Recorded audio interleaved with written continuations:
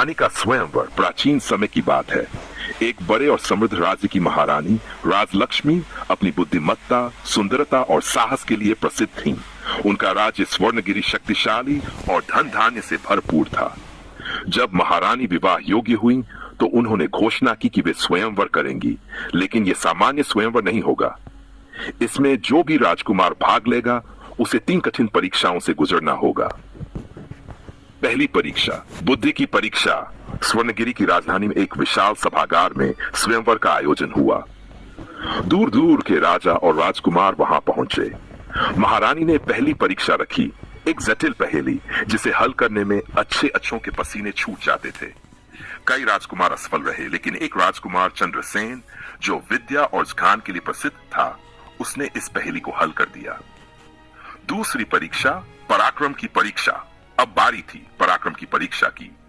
महारानी ने एक विशालकाय अश्व को वश में करने का आदेश दिया, जो बहुत ही उग्र था। कई योद्धाओं ने कोशिश की, लेकिन कोई सफल नहीं हो सका। तभी चंद्रसेन ने आगे बढ़कर अपनी कुशलता और धैर्य से उस घोड़े को काबू कर लिया। सभा में तालियों की गूंज उठी। तीसरी परीक्षा, धैर्य और प्रेम की परीक्षा। अंतिम परीक्षा सबसे कठिन थी। महारानी ने एक झरने के किनारे एक छोटे मंदिर में राजकुमारों को भेजा और कहा कि जो सच्चे हृदय से प्रेम करता होगा वह यहाँ एक दुर्लभ कमल का फूल खोज कर लाएगा। कई राजकुमार जल्दबाजी में इधर उधर भागे, लेकिन चंद्रसेन ने धैर्य रखा।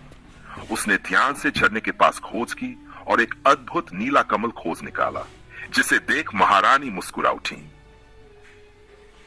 तीनों परीक्षाओं में सफल होने के बाद महारानी राजलक्ष्मी ने राजकुमार चंद्रसेन को विजेता घोषित किया। पूरे राज्य में उत्सव मनाया गया और भव्य विवाह समारोह हुआ। यह विवाह सिर्फ प्रेम का नहीं, बल्कि बुद्धि, पराक्रम और धैर्य का प्रतीक बन गया।